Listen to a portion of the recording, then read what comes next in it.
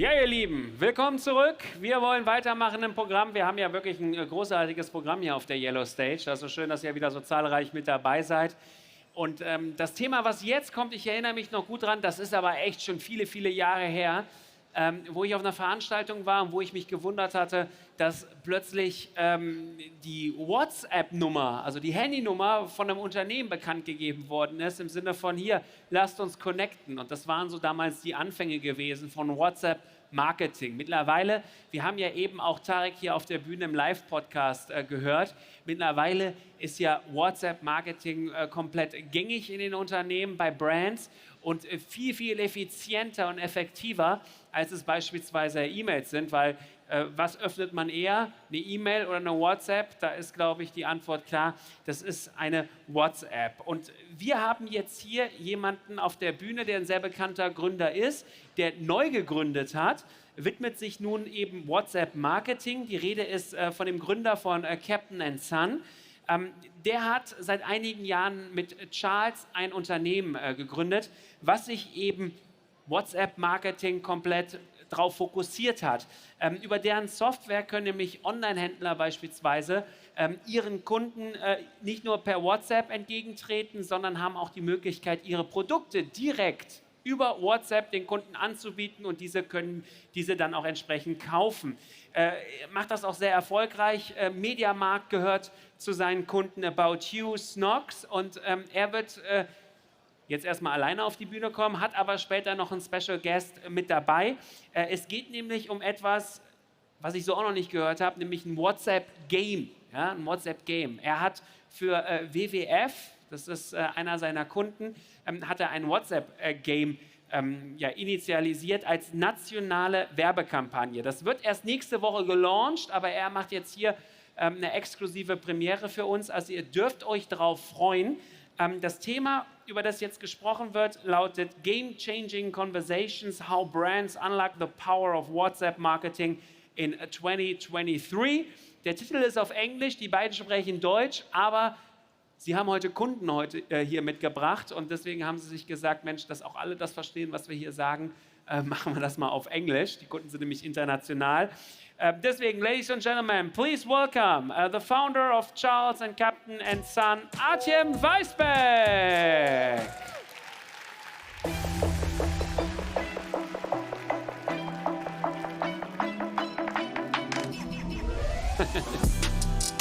Have fun.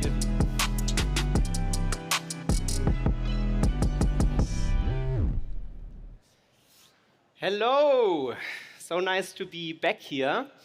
And before I start, let Kim talk. Hey, well, Omar, it's Kim. How are you doing in Hamburg? With WhatsApp marketing, love brands such as ours have the chance to meet our customers where their friends are. I wish someone would have come to me already 3 years ago and explained what is WhatsApp marketing, why to start now, who rocks it, and how to start. So this was not real. Kim Kardashian is not yet using WhatsApp, but there's many other brands in Europe, actually hundreds of brands that are already doing it and that are leading this topic. And I will talk about them and what they are doing in exactly those 4 parts. What is WhatsApp marketing?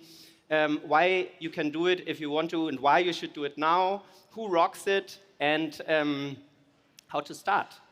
My personal journey to get there, Dirk really nicely already explained it. Actually started that I built a consumer brand myself out of law school, Captain Sun. I still can't believe that today, as a group, we're kind of moving towards 100 million in revenue, and that in the early days, it was new channels that allowed that growth. It was Instagram, Facebook, it was no VCs, no investors. It was really innovating there. So in 2019, when I took a step back, also as a managing director, and met my good friend Andreas on a holiday, we saw that brands are using WhatsApp in Brazil and in other countries, and we wanted to bring that to Europe because we thought, why is that not happening yet? It's kind of so obvious. We do it with friends, with colleagues, but why not with businesses? And so we started a WhatsApp clothing brand that sold primarily via WhatsApp and did marketing via WhatsApp and service and everything. It was already called Charles. And what we realized when we did that is that there's no software out there that really optimizes for WhatsApp as a revenue channel. And that's why today in 2023, I have the big privilege to actually build software together with our team that enables not only us as one brand to do that, but actually that empowers all brands out there to do WhatsApp marketing. And these are hundreds of brands, some logos are there, and we are telling their stories because it's great stories to tell. So let's start with what it is. WhatsApp marketing is part of conversational commerce. Conversational commerce brings the most important e-commerce use cases into chat, into WhatsApp. Service, marketing, and sales. And the marketing part out of that, you can really compare with email. So probably all of you know the email newsletter, right? And WhatsApp marketing or a WhatsApp newsletter are very similar to that, but with quite some differences. So let's explore both. What is similar to email marketing? In email marketing, you have to get an opt-in, so you are GDPR compliant. It's super important, a double opt-in. Then you're building a subscriber base over time, right? And you can send campaigns to this subscriber base. And over time, when you get more sophisticated, you start to automate things. You start to build automated flows. You start to automate the way how you give discounts or how you bring people into your subscriber base. And that then really allows you to be more sophisticated in how to do that. And all of that in email, at the end of the day, attributes to real revenue, right? So revenue that is often coming from existing customers and not only new customers. And this is very healthy for your business because it is more profitable and you're not dependent on bringing in new customers all the time. Now, what is different to email marketing? And it's three main things. In general, this stays the same, but these three things are kind of different. The first part is it's a new earned audience, right? Like your Instagram followers, like your LinkedIn followers, like your email subscriber base, you now build up a new channel, a new subscriber base that you can play with, and that becomes part of your option space. And the cool thing, and that is the other difference, is that this subscriber base, you can play with them interactively, because email is just a push into one direction. But WhatsApp is actually a conversation, so you can use buttons and quick replies. I'll show you, so it can go back and forth, and that's way more engaging and allows way more creative journeys for your customers or for the customers. And then in the end, about the attributed revenue, because it's an ongoing WhatsApp conversation with customers, you can personalize it over time, you can add support, you can add guided sales, and it really becomes more than just a WhatsApp, than just an email push. It becomes an ongoing conversation with your customer. So let me show you this with one brand that we all know. Let's imagine Adidas would use WhatsApp marketing, right? That would be a dream. Because they have such an impact and they could really be pioneers in the space.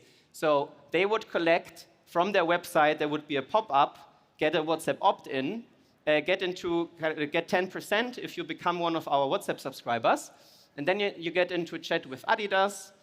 Here you see the pop-up, zack, you get into the chat with Adidas, you give your double opt-in, right? So it's also legally compliant. Here it goes back and forth, it's interactive, that's what I kind of tried to say before, right, the interactivity. And then, later on, Adidas can say, here's our new sneaker collection. Our exclusive drop that we only share via WhatsApp. You might like it, also this campaign could be interactive. And then, if you buy it, Adidas could add another level, and they could say, get your tracking link via WhatsApp after you bought your shoe, and then you can really get your tracking link there and check it out whenever you need it. So it integrates into your habits. I hope that this way you now kind of understand what WhatsApp marketing is and how it works. So we can talk about why now could be a good time to start it. Who's in marketing in this room? Or, okay. Who's maybe even a CMO? Okay, also quite a few. So it's not the easiest year, right? It's not the easiest year. Consumer climate is tricky. Customer acquisition costs are often growing or are growing for many companies. It doesn't have to be like that. And you're also under profitability pressure or many brands are trying to be more about profitability these days than they were before. Now, as a CMO, your marketing mix is kind of not always helping with that. And the solution to the problem or the solution to the situation could be that you increase the revenue that you make with your customers over time, right? The customer lifetime value. Because you engage them better, or because they buy a second, a third, a fourth time, and thereby you make more revenue from your existing customers, you can spend more to acquire them, or you're even less dependent on getting new customers in.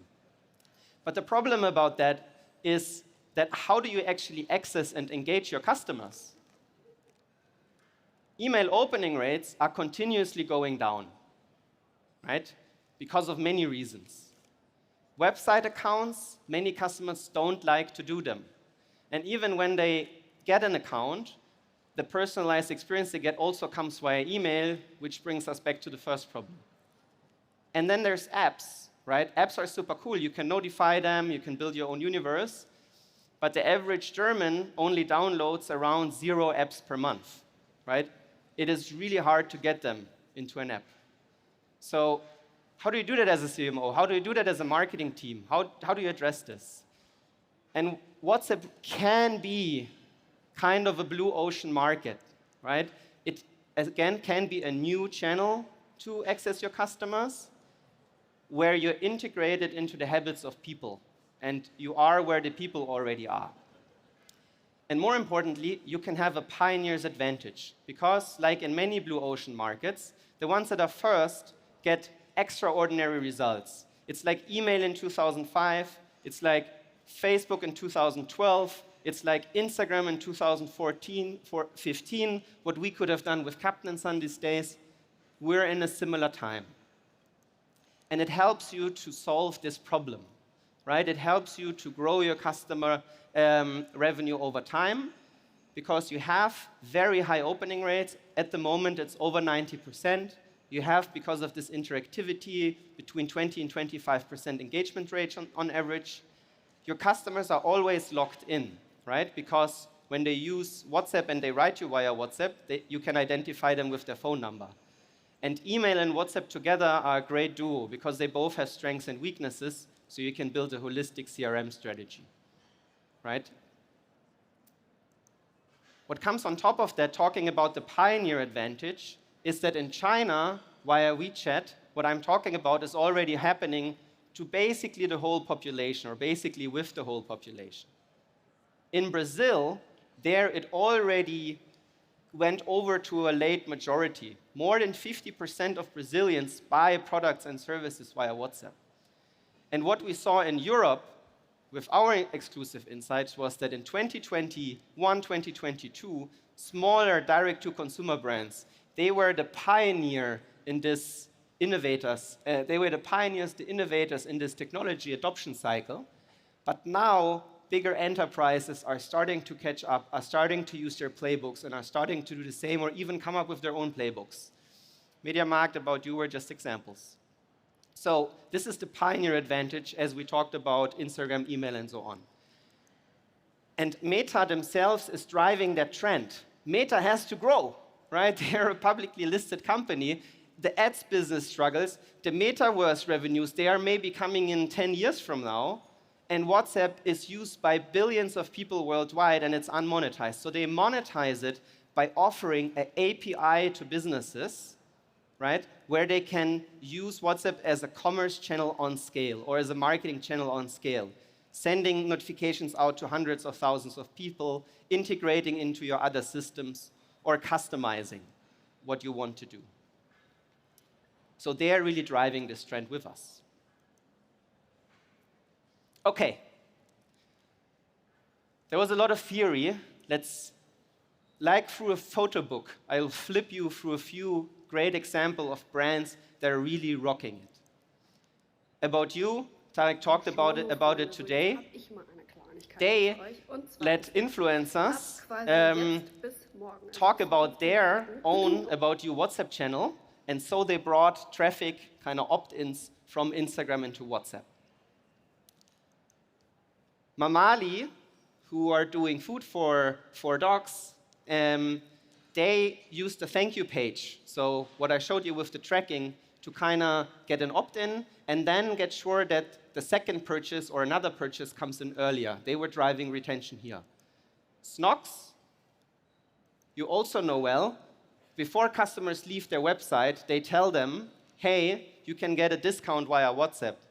When you go onto that and you talk with SNOCKS, they build an interactive, extra smart flow to also segment, are you a man, are you a woman, something else, and thereby they could build personalized experiences later on. In terms of subscriber growth, Baro, an Italian company, wants to achieve 1 million subscribers in the next years. And they were actually celebrated in the Italian press because they do it everywhere. They collect WhatsApp opt-ins in their subscriber base via retail QR codes, via collaborations with other brands, via a service team, via a sales team that do everything via WhatsApp.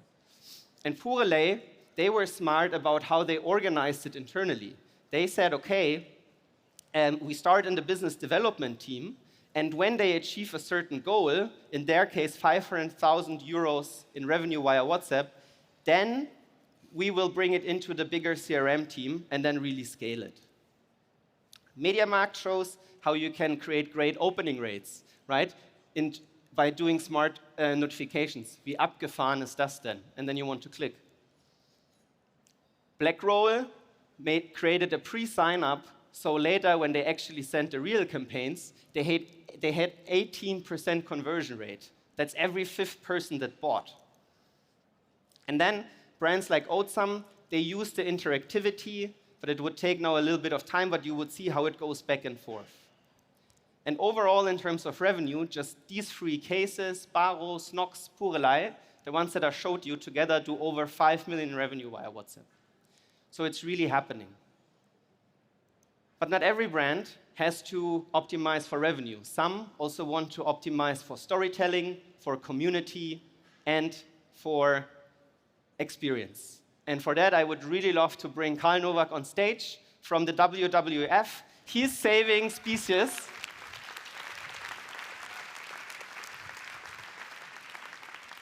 He is saving species via WhatsApp in a very special way. Thank you, Eddie. Moin Hamburg. So, for my background a little bit, I'm from the music and entertainment industry originally, so I've always been very early with trends, bringing this to structures. And I'm also always been innovative, and I'm also always working with brands, yeah, just like Charles, basically. So, sorry. WWF is basically where I joined 2 years ago. I joined because it's a brand that everybody basically knows. It's a privilege to work for them. It's 90% brand recognition, so you are pretty aware of the Panda by itself. But do you really know what are we doing in a storytelling funnel by itself? So how do we come from the very early point where you donate something to the very end? Then you have the awareness funnel. This is another topic I'm looking into, which is kind of like, as mentioned, in the end, a donation is fantastic. But what happens before that? We're doing a lot of stuff on ground. Do we really get the attention that this is evolving? And the third one is the target group. In general, charity and NGOs start with more or less 35 plus. So how do we attract people that are younger, that are still would like to donate something when they are 35, when they have families, when they have enough funds, but at a point contacting them where they are still like Gen Z, Gen Y, and know that they can probably donate in a couple of years. So for that, basically, since I started, we've been looking into several different fields. The first one is innovation. We recently launched a campaign with AI where we trained an AI with a lot of data IPCC reports, and then we let the AI explain us, okay, how would Van Gogh or Manet look like in the year 2100, which was a very incredible case. Last year, we built the first metaverse for a good cause. Or maybe you've heard about our very successful blockchain and Web3 campaign, the non-fungible animals, back in 2021. The second thing is we always been looking into value. So for that, for example, we started an e-commerce shop last year, which has the goal kind of like be a platform, be a marketplace for real sustainable products. Not all of these marketing, like we're sustainable and stuff like that, but real like sustainable products and of course our own brand. So this is what we did with our shop. And the third thing is community, because basically community is where marketing by itself is heading to, right? We had a decade of the influencers, and now we're slowly switching into this, that brands are building communities. And for this, we started with Charles, and we included Charles basically in the very first place into the shop as an MVP case, more or less, to see, to learn, and to have, to have basically also this Gen Zs basically that are used to using this. And this is a starting point, but still remember, we're the WWF, we're an NGO, we're a mass market, right? So this is where we're coming from. And then a couple of weeks ago, basically, Charles came and said like, hey, we have an idea. Let's create something fun. And then we created this. This is the Tree of Hope. This is the world's first full game adventure, whatever you want to call it, inside WhatsApp. You see a little bit in the background, it's super fun to watch. You're an eco-ninja, and it is kind of like this 90s click-through style game, And you're coming through this game, you have several tasks, you have a lot of storyline around with WWF topics, a lot of very interesting things. And you see definitely a lot of things that you usually don't see anywhere else due to this close connection that Artie just mentioned. So yeah, I encourage you definitely to check this out. We launched a game last Thursday. Try it out a little bit. We had our own communication. We had a little bit of ads, a couple of out-of-home activations, not that much actually. We have a referral inside the game included. So basically, it went quite well, I would say. Once you scan the code, you're coming to this landing page. You basically only have this one click, and then you're completely inside WhatsApp. The whole experience that lasts about like 10, 15 minutes, 20 minutes, however you want to play it, is completely inside the game. And it's a beautiful way to, for first, have the storytelling from our side, but also, in the end, if you made it through, you're getting a special thing, which is then again leading us to the web shop. And if you manage to finish it, you get a voucher. So this comes up in the end with a conversion in total. To give you an overview, this is how the storyline looks like. We did it together with Charles. It was very easy. It's a lot of copy-paste and then narrating the storyline. It was really like, it looks super complex, but it was very easy and nice. And the results we had after the very first 48 hours, we had about 3K of people with over 135,000 messages sent. And the people loved it. And how we got there, back to Eddie. And tell the people how we started this. Thank you, Karl. So I just heard we only have 1 minute left. The last part would be how we started it. It is a lot about finding your internal stakeholders, choosing the technology partner you want to do WhatsApp with because you need the API, not just the app on scale. And then you can do exactly what I showed you with all of the brands. But if you want to find out more, maybe let's talk afterwards about this. We can connect. You can do your question and answers. We as a team get sure that we answer everything. But more importantly, now is the chance to, because it was a soft launch, right, for the WWF, and we really want this to become known all over Germany to help their cause. So when you scan this QR code, you can do several things. Number one is you can later on also play the WWF game that you've just seen. Number two, if you want to know more about WhatsApp marketing, or if you want to know how to start, we didn't have enough time for that anymore, we have a Charles booth here, where we can explain everything and where we have a schedule with a full team. And yeah, there's also some things about WhatsApp that are a bit more tricky. So also there you can explore more about this. But overall, Karl and I are super happy that we could talk about something that we're passionate about. We hope that you'll enjoy playing, and just thanks for being such a wonderful audience.